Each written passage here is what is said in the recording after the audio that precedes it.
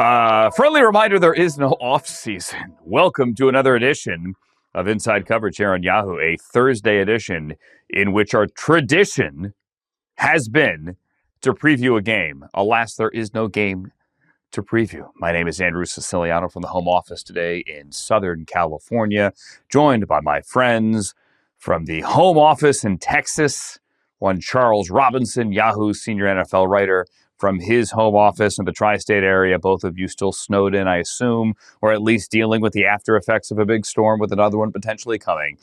Our gambling expert, our betting expert, the great Ben Fawkes. Gentlemen, good day to you both. Ben, you want to comment on the snow? Because we didn't get any. It was a dud. Oh, this guy. He was so worried before. He got It was an nice airport trip issue out in to Houston. Seattle and listen, back. Right.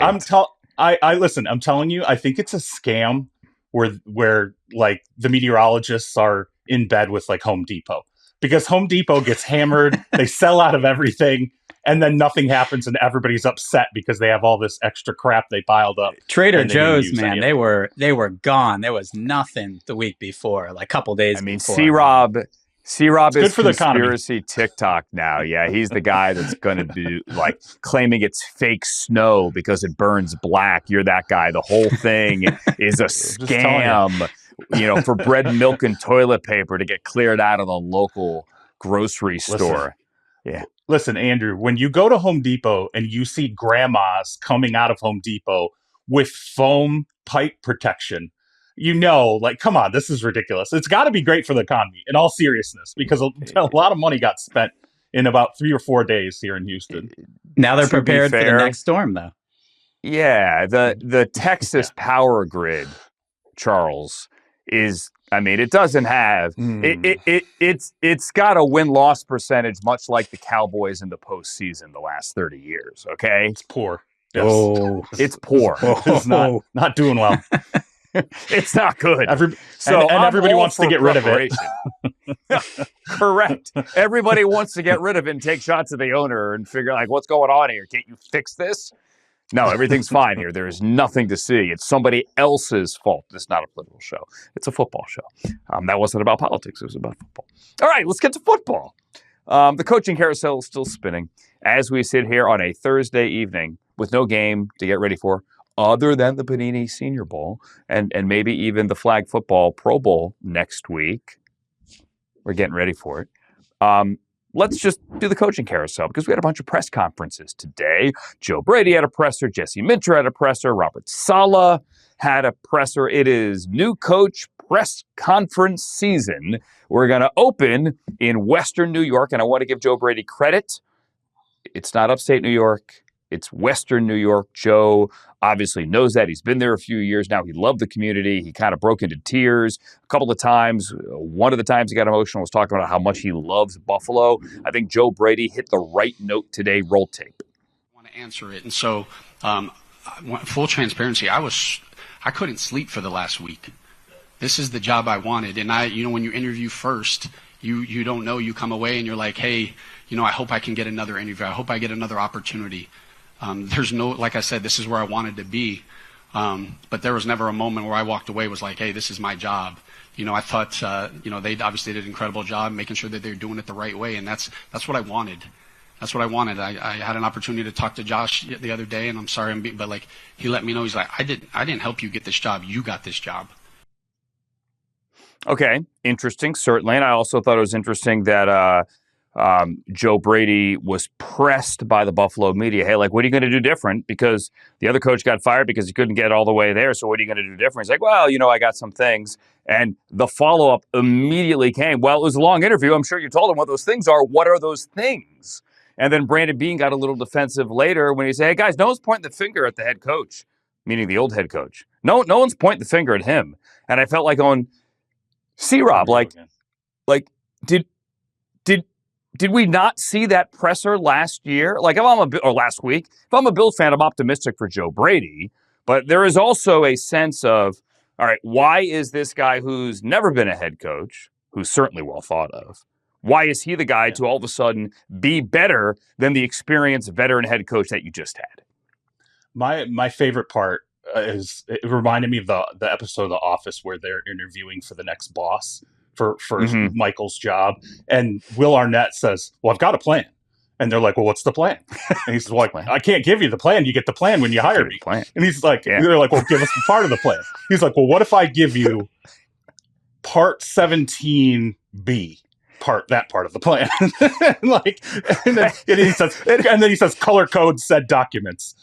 Right. Like, and it was a great follow-up question. It was, right. You had a long interview, clearly gave them a plan. Yeah. Like, can you let us in on it? Yeah. And I saw fans are all like, "Okay, how many more wide receiver screens are you going to throw? Can you win games throwing only wide receiver screens? Can you run mess again and again? Yeah. And again. My takeaway from it though was he got really emotional, right? He was talking about the wives of coaches, his own wife, giving birth without him being there. He, tells the players in attendance, one of which was obviously Josh Allen, "I love you guys." He got really, he got really emotional. He got really choked up.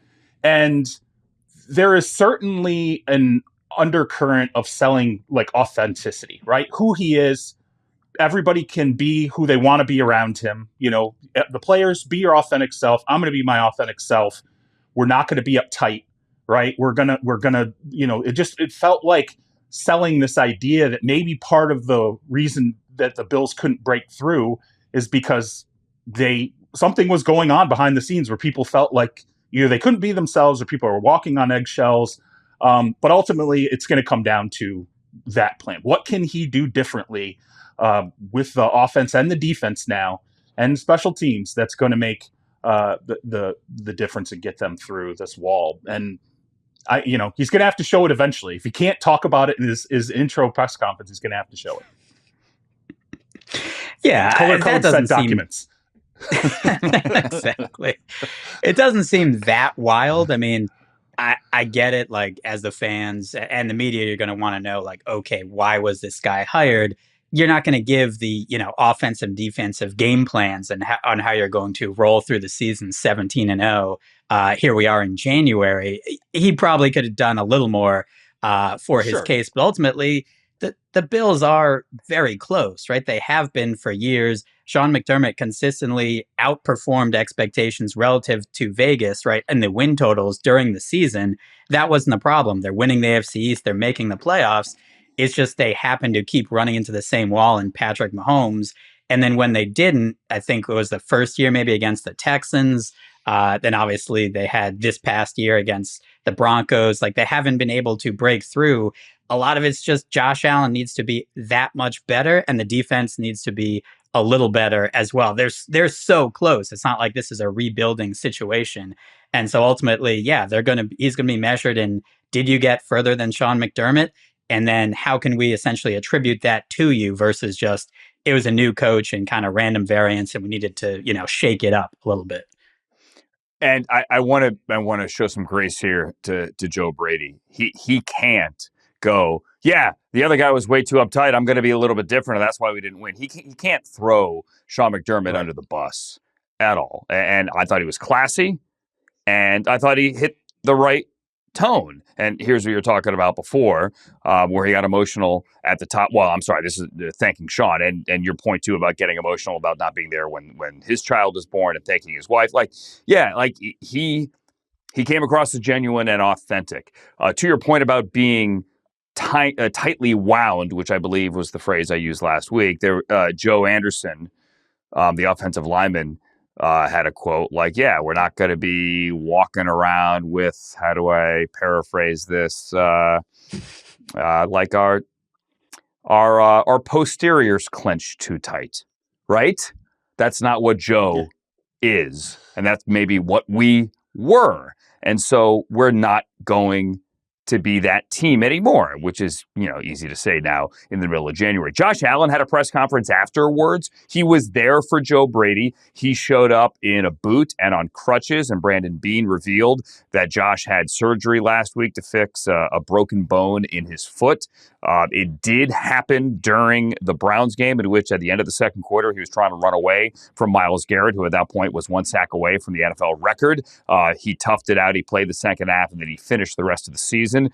Allen was adamant that he could play a game, save for the surgery right now, and that he could have kept going and he would have been fine. He also, and I think this was notable here, took his fair share of the blame. I'd be lying to you if I'm sitting here saying that, I feel like I had part in it, because if I make one more play that game in Denver, we're probably not having this press conference right now. We're probably not making a change. And in all honesty, we're probably getting ready to play another game.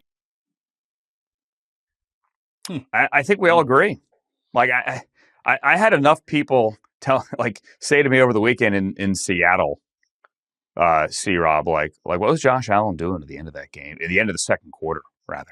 Like what are you doing? He owns it. We'll see if the Josh Allen Joe Brady thing works. Yeah, well, he's pressing, right? I mean, that's part of the deal here with Josh Allen. Like, Ben says he's got to play a little bit better. There's no doubt. I mean, he does need to raise his game. The defense has to play better. I mean, everybody, if it's 5% better, 10% better, whatever.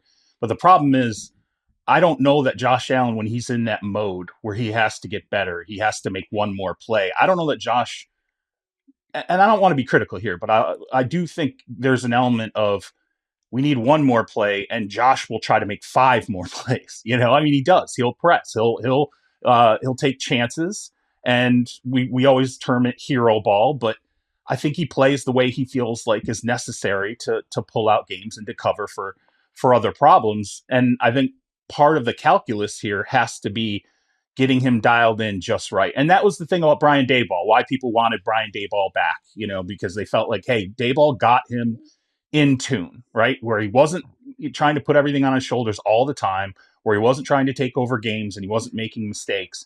So that's going to be part of what's on Joe Brady's plate here. But again, what is changing? What can Joe do differently with Josh that's going to, take some of those pressing moments and remove them? Is it schematically? Is it, adding additional talent around him? So then it's on Brandon Beane as well.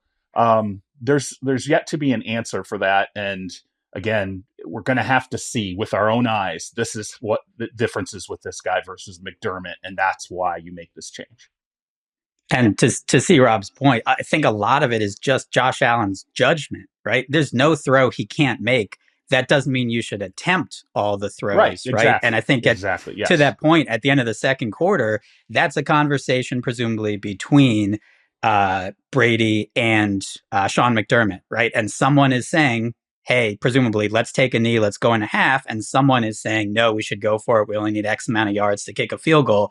We're not going to know what that was unless someone reveals it. But that, to me, is you're protecting Josh Allen from himself. Again, off of, when he has a broken toe as well, even more reason probably to take a knee.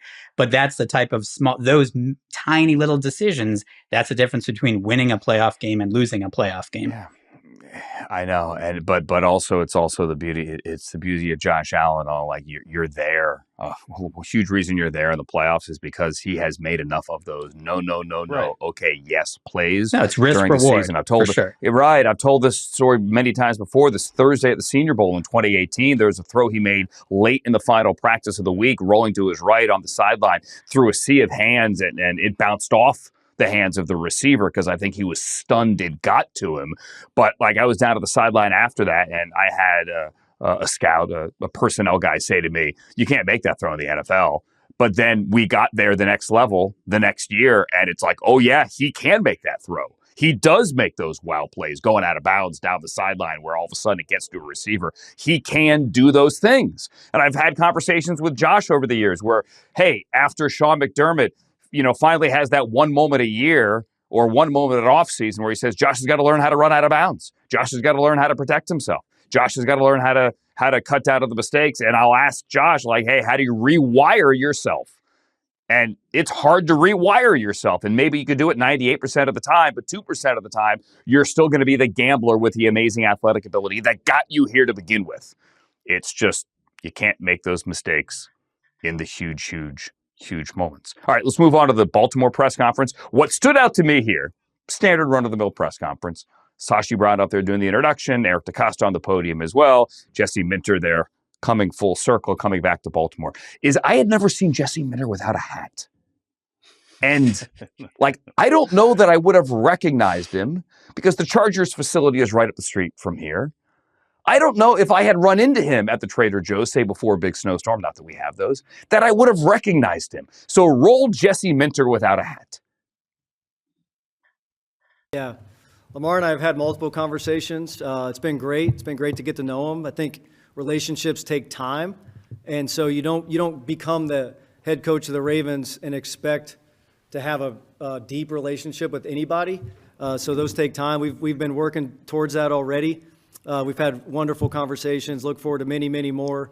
But Lamar, I just look forward to connecting with him, helping him become the best version of himself, creating a team identity that allows him to thrive, which he's already, proven to be an elite, one of the best player in the National Football League, and put a team around him that allows him to reach that ultimate goal of bringing a Super Bowl back to Baltimore.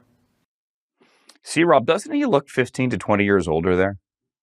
And the tie too, kind of, the tie and no hat. It's certainly, Somebody texted me. They were watching the presser and they said he looks like an ad executive. I was like, okay, yeah, maybe a little bit.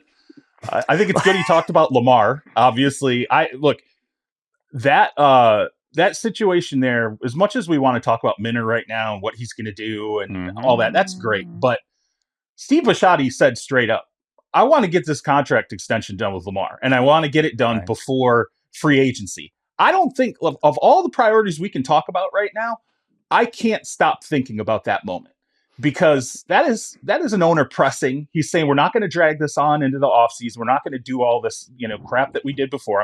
Obviously I'm trying to translate here, but they have a cap issue, right? I mean, he's got a $70 million plus cap number in 2026, and they have to adjust that, or they're going to have to restructure a heck of a lot of guys. And the best way to get this done is just to do an extension now. I'm telling you, this is going to be the story. We're going to end up talking about 6 weeks away. Combine. Yeah, we're 6 weeks away, but I feel that pressure is going to build and build. Yeah, it's going to. I've heard the same story in February. Absolutely, March 11, 4 p.m. Eastern. Circle it right now in your calendar. That is the start of the new league year, and there are a lot of moving pieces ahead of that new league year, as there are every year. Lamar Jackson's contract is going to be a massive story. Massive story. And I wouldn't be surprised if teams are willing to pick up the phone and call. I'm not saying they're trading. And I'll ask you guys. I'll ask you guys. And I honestly, I think this gives a little bit of the temperature. How often do you see an owner get up in the middle of a press conference and say that to everyone? I want to do this extension by here. You just don't ever see that. And I'm like, wow, this is both a read on what happened before, and it's a read on what is coming. Like it's just, that quote rings in my head over and over again. And I'm like, man, when we get to February, we're all going to be talking about this. When we get into early March, we're all going to be talking about this. And you know what? Lamar's probably not going to be saying anything because he doesn't have an agent. He doesn't have someone out there who's, doing the managing behind the scenes and letting you know, hey, here's what's going on. Here's the read on this. This is the progress that's being made. Instead, it's the Ravens shrugging and going, yeah, okay, we want to get a deal done. And it's Lamar maybe occasionally saying something on social media, but us not really ever knowing what's truly transpiring between the two because he has nobody to translate for the media. So it's also interesting, just the division as a whole kind of in transition, right? You just have these head coaches that are there forever. Now, all of a sudden, new head coach in Pittsburgh, new head coach in Baltimore. Joe Burrow, do we know that he's playing quarterback for the Cincinnati Bengals next year? Lamar Jackson, do we know that he's playing quarterback for the Baltimore Ravens? For the Cincinnati Bengals next year. Yes. I guess we know. So it's all nobody. Or nobody. Andrew's gonna. Andrew's putting the kibosh. Get out of here, Ben. On it. Get out of here, Ben. Stop talking about that. Anyway, Ben. the Browns quarterback. It's not about Ben. Steelers, it's about Mike Brown. Who's playing quarterback? There's just a lot going on in the AFC North, which was kind of very stable, and all of a sudden, there's all these, things. A offseason in transition. I just think it's interesting, kind of all happen at once. Yeah, I agree with you. It is a different division. NFC South gets better. AFC North, big transition here. How about the AFC South? Robert Saleh is the new head coach of the Tennessee Titans. An interesting pairing. One that I don't know that we probably would have necessarily predicted a month ago. But he's putting together a good staff. He's got Brian Daboll. He's got Bones. He's got John Fossil, as good a special teams coach as you could get. So he's building the staff, and he's bringing the juice in the way that you would expect Robert Saleh to do that. Here's Saleh today on the podium.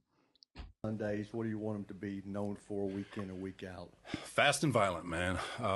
Play in and play out. We're going to play with speed. We're going to play confident. We're going to have some swag. Talk a little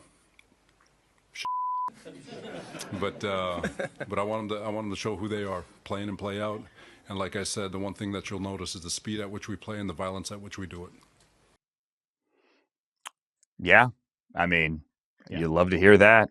If you're a player sitting in the front row, let's go. I mean, I love the hire. I know they didn't win a lot of games. There are a lot of issues there in New York. And if you're a Titans fan going, wait a minute, the failed Jets coach, we're supposed to get excited about that guy. I think it's a little bit more than that. And certainly a lot of this is the development of the quarterback. But I tell you this, the defense is going to be better. Definitely. Yeah. And I mean, he spoke to it too. I thought the two things that really stuck out in my mind that he said, number one, he said, I'm calling the defense. And he said, I didn't do that in New York. And he said something along the lines of, I felt like I was just there to throw red flags and manage the timeouts. Like I was a fan with the best seat in the house. That was interesting to hear him say that. I mean, that's speaking to what might have gone wrong with the New York Jets and what was frustrating him ultimately in that job. And then I thought the second part that was really interesting, he's talking about analytics, and, he made the point that, look, we're going to put all the data in, we'll weigh and measure all those things. But at the end of the day, a coach has to make a decision, and we know whether or not Jeffrey Simmons is playing against your third string guard. We know what the weather is. Analytics can't really calculate in the moment what's going on. I'm paraphrasing a bit here, but I also thought that was really interesting. I thought it was a good press conference for him. Yeah. It reminds me of a lot of the reasons why the Jets loved him at one point, or at least, at the very least, Christopher, Johnson loved him. And the Titans have what the Jets haven't had for many, many years, a young quarterback, right? So they have that on the offensive side of the ball with really no weapons, right? Calvin Ridley got hurt. I mean, Cam Ward had nothing to throw to. The defense will be better with Saleh, and they do have some pieces on that side as well. So I think they're up and coming. They were one of my favorite stats 2 years ago, somehow 2-15 against the spread, which is like the worst in Super Bowl era. It's almost impossible to do that, especially as an underdog. They were getting so many points. They were 7-9-1 against the spread last year. They played some teams better than kind of the final score. They had some backdoor covers. I just don't think they had necessarily enough talent, some injuries at the wrong times. And ultimately, I think Saleh just will be a better defensive coach. And there is something to be said, is this is his second go around now, right? He did a great job with the 49ers as a defensive coordinator. We know he can do that. Maybe there's some lessons he learned, like he was saying at the podium, about being a head coach. Now this is his second go around, as opposed to, right, like a Jesse Minter or somebody their first time. Maybe there's things they don't know what they don't know. Maybe Robert Saleh knows the things now and be better that second time around. And he also has the 4th overall pick there, as he has the photo op with Mike Borgonzi, the general manager. And if Paul Kaharski wanted to know where is the owner, there is Amy Adams Strunk there, also in the photo. Miss Amy there for the press conference. All right, coming up, the Eagles have found themselves an offensive coordinator. Talk about a job that seemingly nobody wanted. Also, coming up next, we go to Mobile. Jori Epstein road trip will get the coaching scuttlebutt, what she is hearing at the Senior Bowl. That is next on Inside Coverage. The Senior Bowl might be my favorite event of the year, and I mean that. I was calculating recently, Jori Epstein, live in Mobile on Inside Coverage, how much of my life I have spent in the state of Alabama, because this is my first time in like 13 years that I've not been there for the Senior Bowl. It's not about me. It's about you. It's about the event. The now Panini Sooner Bowl. or Senior Bowl. Hello, Lower Alabama. How's it going?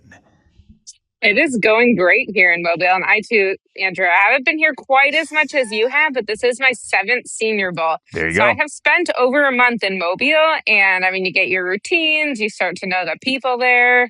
Kim at the diner has my order down. So, you know, Bam. all of the good things. But hey, it's 55 and sunny and it's not that in New York, so I can't That's- complain. Yeah, that's a lot better. I get it. And I miss Serta's, the coffee shop, because they do Yes. the espresso ice cubes. So I'm a big iced coffee guy. So I go in there every morning and get my iced coffee.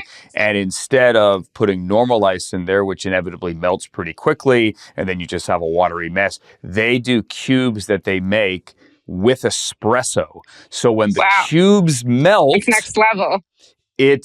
you're getting more caffeine out of the ice and it's not getting watery. It's genius. Amazing. What more could we ask? And of course, I'm always stalking the lobbies during the day and the bars at night. So all of the places, I mean, that's really why we come down here, is for the sourcing, for the coaches, for the GMs, for the scouts. And it's really helpful to get a pulse of the league and just, hey, there's been a coach hired like every single day we're here. And so then you say, okay, instead of trying to text all your sources only, I'm like, well, why don't I go to section 108 to see this source? And why don't I go to the end zone to see this source? And then you can kind of have conversations more organically and really feel like you have a pulse. And even for Super Bowl reporting next week, it's like, okay, I've got a Sam Darnold story I'm working on. I can ask all these people here about Sam Darnold and then get a sense of how the league views him.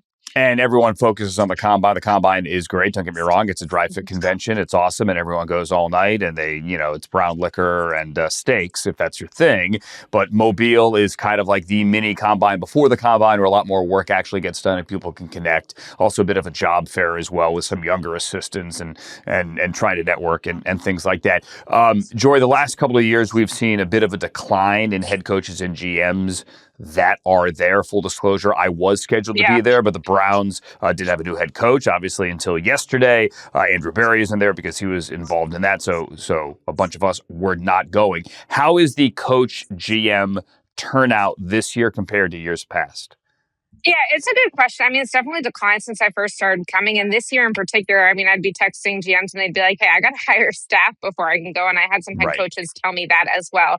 So there are some here. And a lot of them, if they did come, it was like, hey, Stephen Jones here for a day from the Cowboys, Adam Peters for the Commanders here for a day. And then they get a touch point with their scouts. They get a sense. It's also a bunch of them will be on the sideline during practice because the scouts have seen these players throughout the year. Whereas the GMs are like, I haven't seen all of these guys up close. I want to get a feel for what he looks like, how he's moving, all of that. So it's declined. And I think that the coaching searches are probably going to continue that theme, I would say, because the longer the coaching searches go, the more they run up against the Senior Bowl. And we won't always have 10 coaching searches. I mean, that is an unusual number, and people here are definitely surprised by that trend. But I do think that that's impacting the attendance. Yeah, and all 32 teams are represented. It's not to suggest that if your GM isn't there, that your team isn't there doing work. There are assistant GMs, head of scouting, college scouting, etc., all the area scouts. Like I said, it is a bit of a convention. But the Rams, a couple of years ago, were really at the forefront of, hey, we're not sending our coach, we're not sending our GM, much like they do at the Combine. We have our people there doing the interviews. We can do everything virtually. The Senior Bowl is great with getting the live practice or the practice video out immediately to all 32 teams so those GMs can watch it back at home.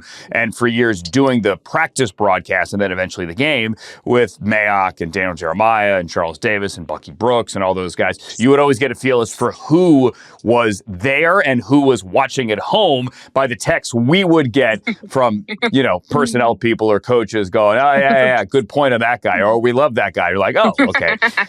I guess you're watching at home. So let's get to the coaching. Of those 10 vacancies, and now 8 have been filled, Monken being the most recent here. We had a Joe Brady, a Jesse Minter press conference earlier today. What has been the scuttlebutt? What are people saying? Yeah, I was really intrigued by Todd Monken because I think it's so easy when there's a coaching search that people don't feel like it's the new, fresh, up-and-coming search to just say, like, they settled, or that's not what they should have done, or they had what was left. And I think that's kind of a lazy argument. Like, clearly Todd Monken's been a coach in the NFL and college ranks for a long time. I mean, what is it, like 26 years in college and 11 at the NFL level. And so I was talking to people, one of whom I talked to yesterday here, had interviewed Todd Monken for a job in recent years. And so I was saying, well, what did you see from Todd Monken? And what stuck out then as as well as when I was talking to people after John Harbaugh got the Giants job, is Todd Monken's very versatile schematically, and that appeals to people, including the Browns. And I thought it was notable in Andrew Berry's statement yesterday that he talked about Todd being the coach for this stage of the Browns team building life cycle. Look, no one wants to use the word rebuild, but there is some rebuild, there's some retooling going on in Cleveland. And so if you say, hey, I know I have this quarterback that I want to fit this scheme, and hey, he's great for the Shanahan McVay system, or hey, Mike McCarthy's West Coast offense is what I believe in, that's great. But Todd Monken has showed at the college and NFL levels that his offense is not going to look the same. Now, look, his 2024 number one offense, not going to be able to take Lamar Jackson and Derrick Henry with him to Cleveland. But I think the fact that he had certain principles last time he was in Cleveland that did not stay the same when he went to Georgia under Kirby Smart and then to Baltimore shows that this is a guy who people do expect people to adapt. Now, the personality element, I think, will be interesting because he's tough, he's exacting, he's demanding. I mean, that led to some definite tension with him and Lamar Jackson in Baltimore this past year. And so when I talk to people, they say schematically they like him. He's balanced with the run and pass. He marries it well. The question will more just be, one, in order to run a lot of his schemes, you want a functional offensive line. And I mean, Andrew Berry's made very clear that's something they need to work on in Cleveland this offseason. And then on top of that, how do the personalities mesh? But I think schematically, the Browns are getting a good one. Yeah, no, there's no doubt they are getting a good schematic coach, a guy who's been in the building, a guy who's sarcastic, who tells it like it is, who uses a lot of colorful language and is not afraid to do that. Someone described him once as the crazy uncle or the fun uncle to show up at the party that curses a lot and has his play sheet in his baggy sweatpants. I think that's a good way to describe him. He's going to be loud, and I think the scheme diverse thing is pretty important here. You go back to Oklahoma State when he had Brandon Weeden and Mike Gundy, and look, they're going basically air raid with Les Miles. He's running power football. Kirby Smart in Georgia, he's using his backs, he's using his tight ends. I spoke to his cousin Jeff, who's the head coach at Army this morning. Jeff's running triple wishbone. He's running wishbone football, triple option football. Now, that's not what he's going to run with the Browns, clearly, but he makes chicken salad really well. Let's put it that way with what he has. Now, personally, I hate chicken salad. Why does anybody want to dice up chicken and mix it together with mayonnaise and call that a meal? That's disgusting. But you understand my point. I also think having been in the building is important. Obviously, they have some familiarity with him. And listen, this is not, and I've said this on the air the last day and a half, this is not in any way a shot at Kevin, but there are a lot of Monday mornings where the phones are lighting up on Cleveland Sports Talk Radio saying more pre-snap penalties. Offense doesn't look, the last 2 years at least, like it knows what it's doing. Procedurally, operationally. Monken is accountability, attention to details, and you're not doing it, get out of here. And I think that organizationally, that was something that they felt they truly did need. I was talking to Ryan Fitzpatrick this morning. He obviously played for him in Tampa. He loves him.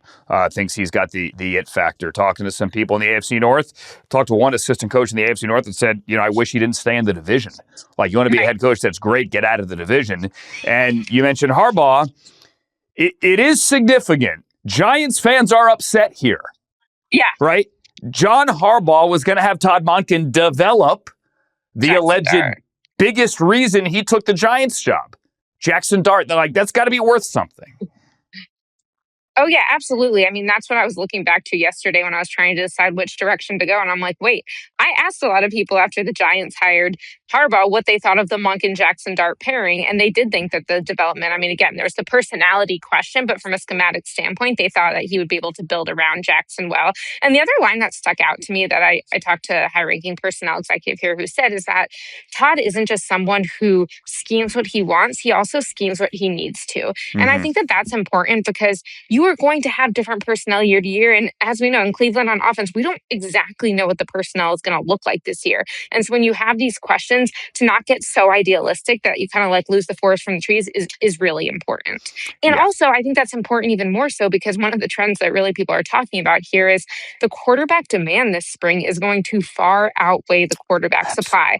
That's in free agency. That's in the draft. Other than Fernando Mendoza going number 1 overall, there's not really anyone who you feel like come and be day one starter. I get that Ty Simpson might go later in the first round, but there are some questions there in terms of the health and whether he's ready right away. And so when I talk to people, there's really this like, hey, what are you going to do? How are you going to make it work? And again, going back to Sam Darnold making it to the Super Bowl with the Seahawks, if you have a quarterback who's very good, and I'm not trying to take away from what Sam Darnold's done, but he's not Patrick Mahomes. He's not Lamar Jackson in terms of his athletic ability.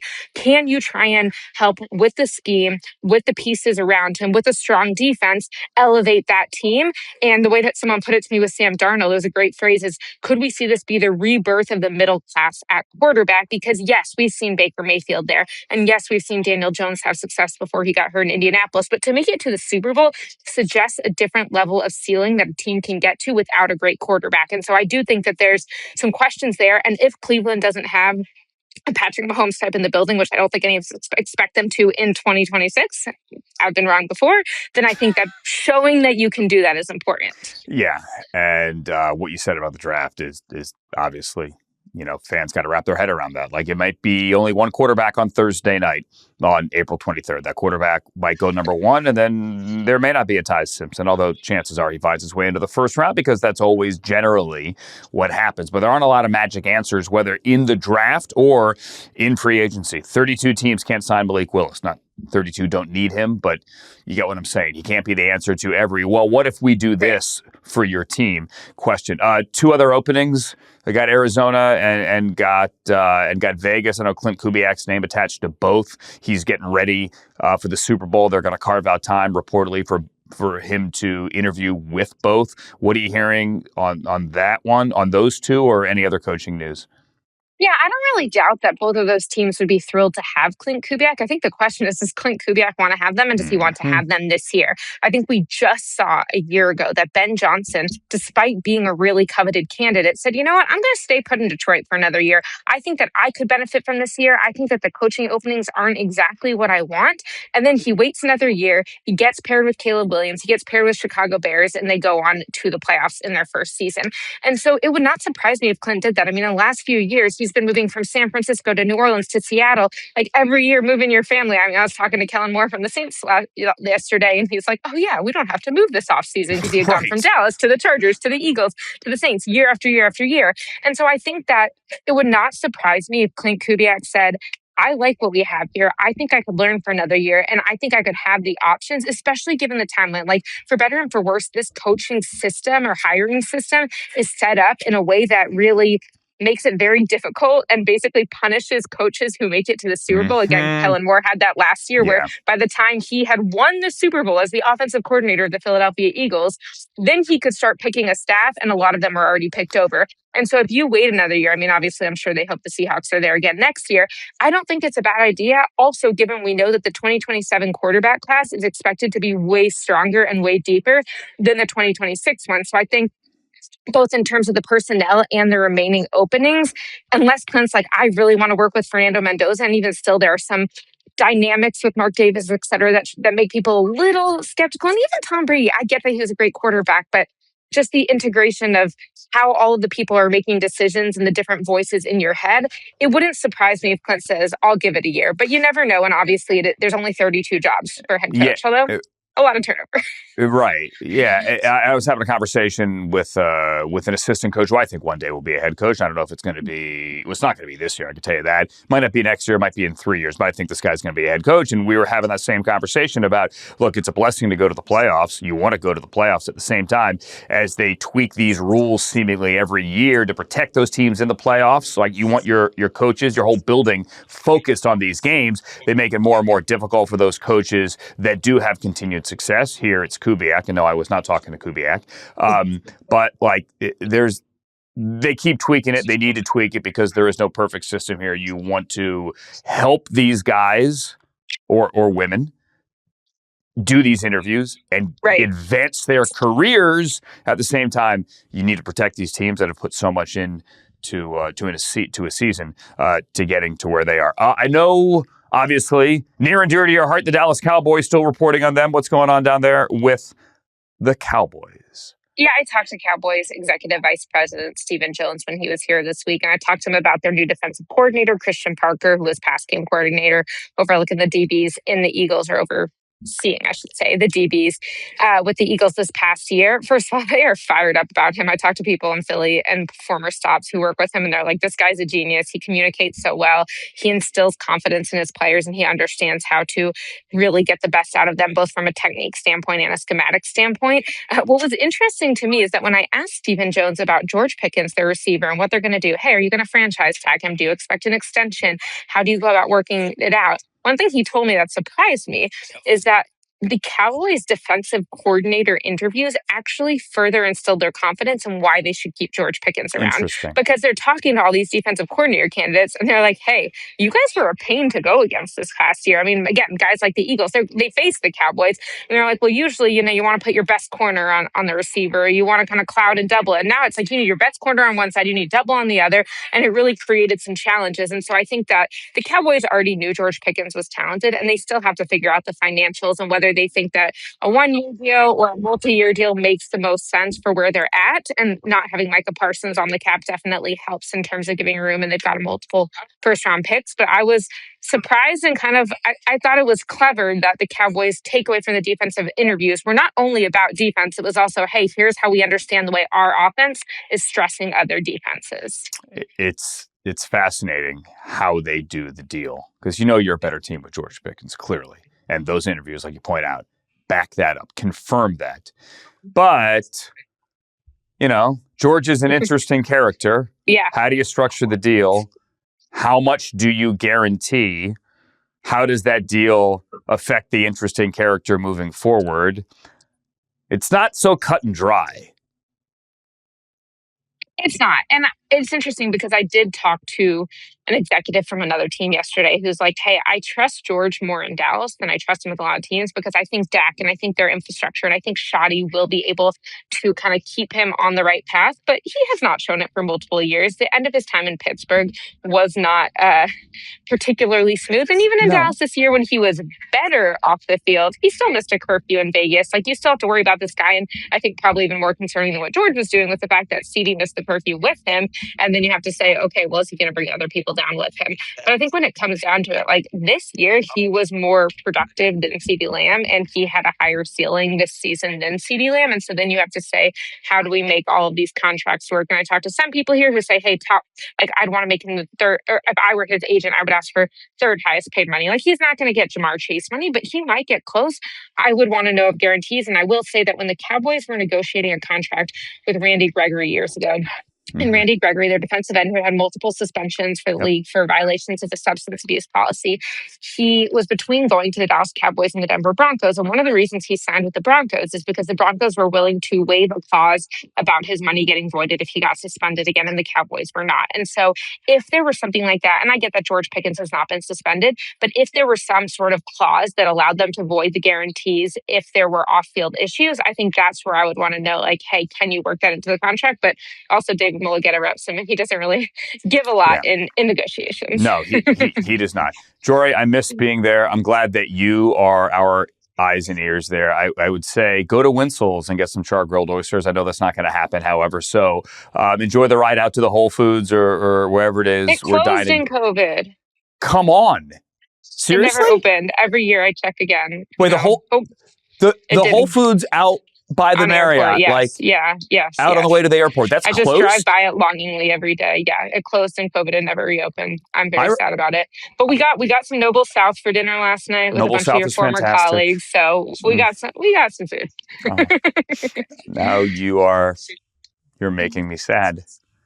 I remember going into that Whole Foods with a GM. We drove all the way out there just to go to Whole Foods, and they had a king cake in Mardi Gras time. I'm not a king cake guy. I'm not a Southerner, but I'm like, wow, Whole Foods with king cakes. This is awesome. I ran through a neighborhood this morning that was very deep in its Mardi Gras decorations because Mobile, Alabama wants you to know that it had Mardi Gras before New Orleans. Yes, they are the home of Mardi Gras. It is not New Orleans. It's Mobile. Not Mobile. It is Mobile, and they are the home of Mardi Gras, where Jori calls home this week. Thank you for doing this. Back to practice. Put the shades back on. Tell the crew we said hi. All right, great to talk to you guys. Inside coverage rolls on. Thanks to Jori holding down the fort in Mobile. It's I'm Andrew. It's C-Rob. It's Ben Fawkes as well. As we're sitting down here, another coaching story has broken. Not a head coaching one. Still the Cardinals and the Raiders without head coaches. But Charles, oh my. The Eagles have finally found an offensive coordinator. The Browns took a lot of heat. Nobody wanted your job. Not true. Not true. Just snark, right? There's nuance to everything. But holy heck, C-Rob, as Sean Mannion, not Manya from Seinfeld fame, who had a pony as a child, but Mannion, Sean Mannion, is the new OC of the Eagles. It sure looks like this wasn't the easiest job to fill. Yeah, I mean, this is the 6th now play caller for Jalen Hurts since 2020. But it seems like he interviewed 50 people. Yeah, but let's seriously think about this. Doug Peterson, Shane Steichen, Brian Johnson, Kellen Moore, Kevin Patullo, now Sean Mannion. That's all those.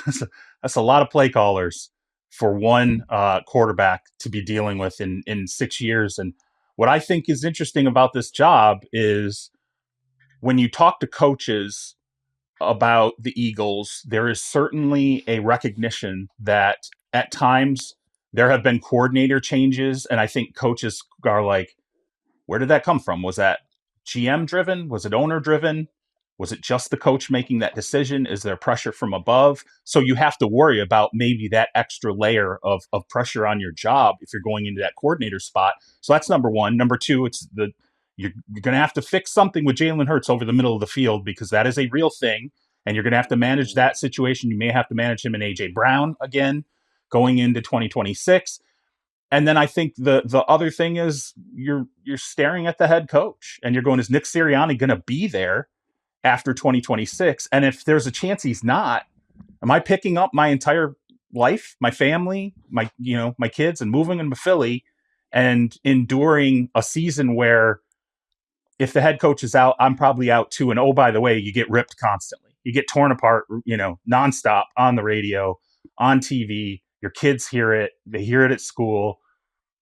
It's there's a lot of things that are attractive about going and coaching in Philly, but there are also some things that are precarious, to say the least.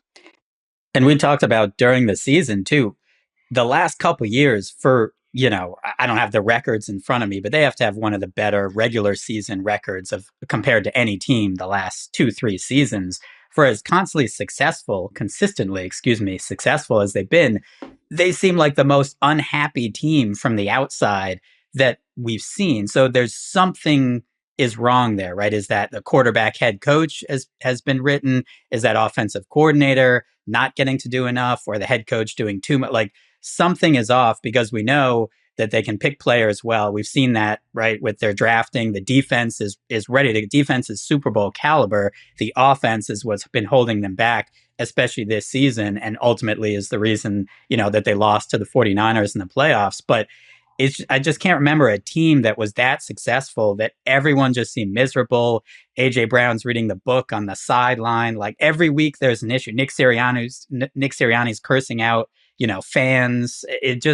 It seems like a circus, and yet they kept winning games. They're going to the playoffs. They just won the Super Bowl last year. And Ben, A.J. Brown says, well, I guess Saquon's having a down year too. I'm like, oh my God. Like you're going to have guys saying this in the locker room about other star players because people are questioning the kind of year you're having. Like, you want to go in there and coach that? I mean, they interviewed a lot of people, and I am very careful with somebody pulls name out of consideration for any job, therefore it means they didn't want that job. That's not always how it goes. A lot of times it's because their current employer gives them a raise and new responsibilities, and it makes more sense to stay. Other times it's, I realize this isn't the right opportunity for me. It doesn't mean it's a bad job, but maybe my family doesn't want to go there. Let me just take my name out of the running. Like these are real people with real families and lives and other issues here. It isn't just bad job. But the Eagles interviewed a lot of people. A lot of people. And at the end, it goes to Sean Mannion, who I'm old enough to remember calling games for when he was a Rams draft pick out of Oregon State. Fun fact, Sean Mannion, a couple years ago. when he left Oregon State, was the leading passer in the history of the Pac-12 conference. So he lit it up there at Oregon State. Got to the NFL, never really had it. He's a big, statuesque quarterback that didn't move very well, but he could sling it. Sean Mannion started a game in 2021. Okay, just for perspective, that was Jalen Hurts' second full season as the Eagles quarterback. So he's young, and like they're contemporaries to a degree. He's older, he's 33, but this guy was just starting a year ago. He has started a game for Sean McVay. Okay, who now is one of the more tenured coaches in the league. But Sean Mannion is a fresh face to this entire thing, and maybe he gives a fresh look to this entire thing as well. Buena suerte, Sean Mannion. All right, let's talk about Bill Polian. Bill Polian took a lot of grief when the Seth Wickersham, Don Van Atta story broke a couple of days ago that Bill Belichick is not getting into the Hall of Fame and that maybe it was Bill Polian, a Hall of Famer in his own right. He's got a jacket who led the charge to try to whip votes against Bill Belichick. Well, Polian says that ain't true. It didn't happen. I voted for him. He is a contributor, Bill is, on Sirius XM NFL radio. Full disclosure, I've done shows with Bill before. He's lovely. Respect the heck out of the man. He is always fun to work with. I'm 50, but I feel like I learn something about the history of the game every time I do a show with Bill Polian. A year ago today, actually, I'm doing a show with Bill Polian at the Senior Bowl in Mobile for Sirius. So I got a lot of respect for the guy. Keep that in mind. Here he is.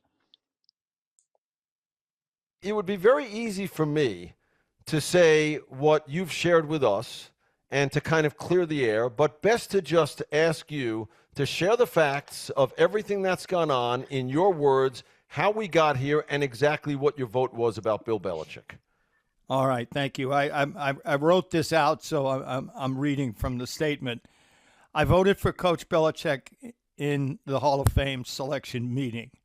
The Pro Football Hall of Fame has confirmed that fact through the auditors of the selection process. Again, I'll state that I never said that I believe that Coach Belichick should, quote, wait a year, close quote, for enshrinement. This has been confirmed by the Pro Football Hall of Fame, numerous selectors who were in the room, and my vote for Coach Belichick. As a Hall of Fame member and selector, I realize the import of what we do. I've always tried, as a selector, to make these difficult choices with the utmost of objectivity. I've said on Sirius XM Radio and numerous other media outlets that I believe Coach Belichick to be a first ballot Hall of Famer. My vote confirms that. All right, Charles, a lot has been written the last few days, and the Hall has sent a very stern press release out, basically threatening the voters who have upended the sanctity of this entire process here by speaking publicly. A lot has been said about the process in which you had to vote for the top three. Right, we had one voter in Kansas City write a column yesterday saying, well, I really think Roger Craig and Kenny Anderson needed to be in. So I didn't vote for Bill and I didn't vote for Kraft because I thought these guys deserved it because they've been waiting so long. It seems to me that the process is messed up here. Yeah, okay. So I know a number of Hall of Fame voters. I talked to a number of Hall of Fame voters. We've had some people come out and say that they didn't vote for Belichick and explain it. I'm not going to name who they are. You can go ahead and look. They're out there. Two things that I thought were interesting. Number one, a lot of voters are pissed. Like, they're really upset that Belichick did not make it in. And they themselves are like, why did this happen?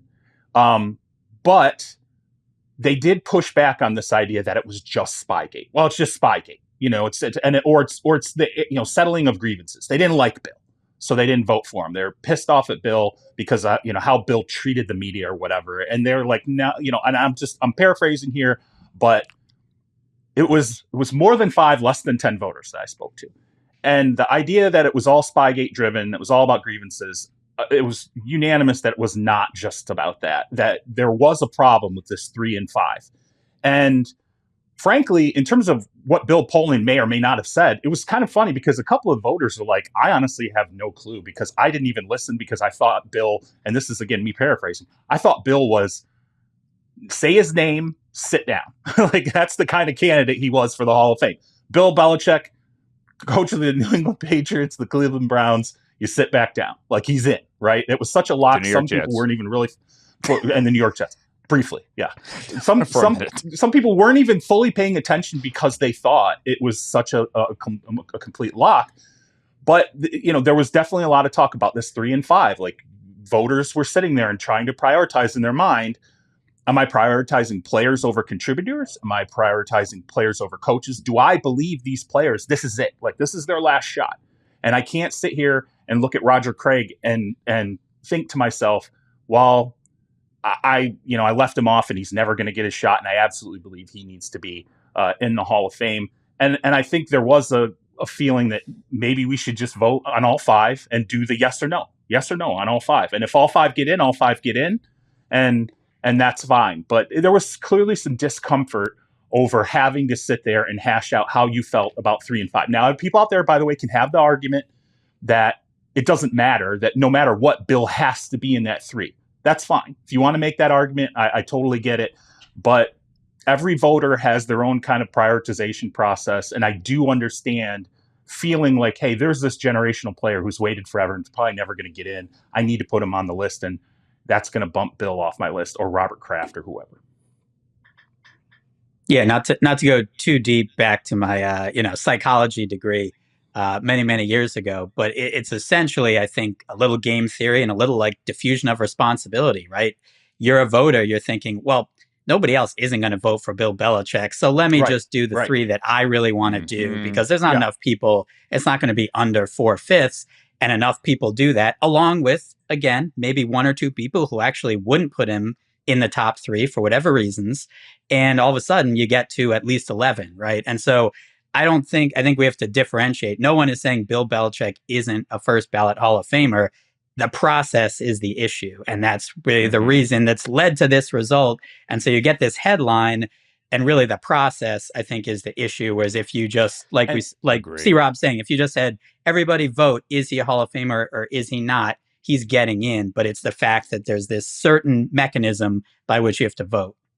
And Ben, to speak to that, one other thing I'll kick in real quick here is I think also psychologically there was a thought process with some of these voters where it's like, well, these players, this is it. Like, I don't think they're not going to ever get in. If they don't get in now, it's done. Bill's definitely getting in. Like he's getting in.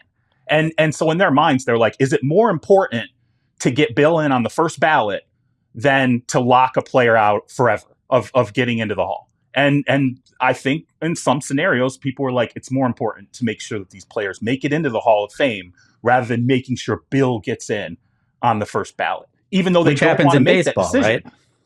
Yeah, absolutely. And I don't think they want, by the way, I don't think they want to make that decision, but they're put in the scenario where they kind of have to make that decision. They have to decide. They become an arbiter in a situation where they really don't. They're like, let me be an arbiter on all 5, right? Like let's just do up or down all 5. And that's it. I'm with you. The process is broken. I also think that the more people talk, that the more the more this makes less sense. Like Roger Craig, that's one thing, right? Part of a dynasty there for the 49ers. I don't know that anyone has been picketing in Canton to get Ken Anderson into the Hall of Fame. He's 76 years old. He was a good player. Like I have nothing against Ken Anderson, but when I read that, I'm like, oh, wait a minute. You made your stand on Ken Anderson? Okay. I guess. Yeah. I mean, anyway, it's the argument. I get it. That's the debate. You just vote on all 5, Andrew. Just vote on all 5. It's okay if 3 players and if 3 players, an owner and a coach get in, no one is going to be like, oh my God, what a joke. How ridiculous is this? Like, now it's only one coach a year, so now Shanahan's going to have to wait a year again. Anyway, another year.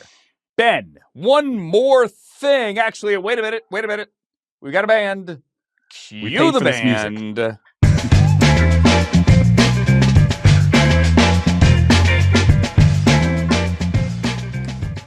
The band is coming to San Francisco next week. They're going to be playing an outdoor show free on the Embarcadero. Ben, you go first. One more thing before we go. See, it's so much better with that music. I just had to make sure It really is. we got that in there. Mine is, I feel like I'm coming on a lot of the one more things and saying, be careful with what you're betting on, which is, interesting as a betting analyst. But I think it's always incumbent to remind people that the Super Bowl, you're going to have the least advantage of any game. Odds makers are focused on one NFL game instead of during the regular season. There's 17, or even in the playoffs, there's 4 or 6 per week. They have, most of the trading team focused on the Super Bowl. It is the largest one-day betting event of the year. And as a result, sportsbooks in Nevada have been doing this longer than anyone else. They go back to 1991. They have lost 2 Super Bowls to the betting public in that time period. 2. That's a record of 33-2 for those counting at home. One was that 49ers team back the 1994 season, 95 Super Bowl led by Steve Young. Basically, they just couldn't make that line high enough. Everybody was betting on the 49ers, and the game went over the total, a lot of touchdowns, etc. And then that Giants-Patriots Super Bowl, 17-14. Giants, a big 12.5-point underdog. A lot of money lines on the Giants adding up quickly. And again, even those losses are very small. I think one of them, let's see, that 49ers was $400,000 across the whole state, and the Giants one was $2 million across 100 sports books. So just be careful out there. Put some recreational money. Everyone loves to bet the Super Bowl, but remember, your bankroll also wants to survive till March Madness, the Masters, and next football season too. Also, a fun fact about the 95 San Diego Stan Humphries-led Chargers, Bobby Ross Chargers. That Bill Belichick 95 Browns team was fantastic and primed for a run, and then someone decided to announce he's going to move the stinking team, and the team tanked, because you would have tanked too. You're moving. Just saying, if you had run your team better and you hadn't moved it and stayed, that team in 95 was pretty good. Anyway, I digress. Charles, one more thing. I almost ran over Bobby Ross in the Lions parking lot, by the way, when I was covering that team. Whoa! Just a little quick note. Yeah. Hey, now. It was raining. Bobby was out there in a parka walking. I almost hit him, and I I yelled cuss word, and then I went and parked. Okay. And then I realized it was Bobby Ross on a walk. Sorry, Bobby. My one more thing. It was interesting. Broncos owner Greg Penner came out. They broke ground. They're building this $175 million practice facility. Thing's immaculate. It's unbelievable the work that they're doing right now in Englewood to get this erected. But he came out and said that, look, this NFLPA report card that gave them an F for their locker room played a part in getting the facility where it was, what they wanted to do. He said, look, it wasn't just because we got an F on the report card, but he said it definitely played a part in the motivation to spend $175 million and redo this entire facility and have a state-of-the-art locker room. I think it's interesting. I know owners hate that NFLPA report card. Woody Johnson would probably burn down the union headquarters if he could to get rid of that thing. They're going to try to continue it, even with the change in leadership at the union.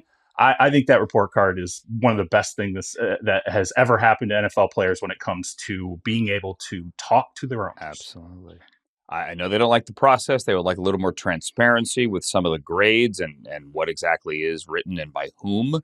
But it has spurred changes. I also thought it was interesting during that presser that the new stadium, when it gets built eventually, is going to be retractable roof, and that they would have had it closed in the second half of the AFC Championship game. Just let that percolate. Okay? It still doesn't get that field goal kicked. My one more thing is kind of bonkers, and I want to remind people, kids, do not try this at home. And I really do mean this. It's not just a throwaway line here. Do not try this at home. What Tyrann Mathieu is describing is absolutely unequivocally dangerous Do not do this. But Tyrann Mathieu, legend, and just I use this word as a term of endearment, like an absolute sweetheart, just like an amazingly good human. Tyrann Mathieu went on his podcast and said that at one point, and he failed a lot of drug tests in college. That's why he fell at LSU in the draft, failed a lot of drug tests. He cleaned himself up. He turned himself into a great NFL player and a great teammate and great in the community. Said that his lowest point when he was trying to pass a drug test that he knew he would fail is that he read something on the interweb that said if you mixed bleach in your soda, it would clean your system out. And that he took a little bit of bleach, put it in a Coke bottle, mixed it up, and drank it. No joke. He survived somehow, but that his innards felt like he had swallowed a grenade. And that it was the dumbest thing he'd ever done, and that was his lowest point. And that was when he knew, this, I can't live like this anymore. I remember when he pre-draft came to NFL Network, and he and I did a sit-down on Total Access, and he was saying, I'm clean, teams can trust me, I'm this and that and that. And I looked at him, and I said, hey, I get it, and, I want to hope you're on the straight and narrow. But if I'm a coach standing or sitting across the table from you in an interview, my follow-up is going to be, Tyrann, that sounds great, but I'm sure you've said this 100 times before. Why should I trust you now? And he looked at me and I can't remember what he said, but he gave a great answer. He said, you're entirely right. You probably shouldn't trust me. But I trust myself and I know I'm going to do it. And you know what? He did. And he had a great NFL career. And it's one of the reasons I love the guy. And kids, don't drink bleach. Does that need to be said? Yeah. The team doctor's he's clean, but he tested positive for bleach. So I don't know what to think about that. We might not want to draft him because he tested positive for bleach. His throat's really clean. That might be worse than doing the drugs. Yeah.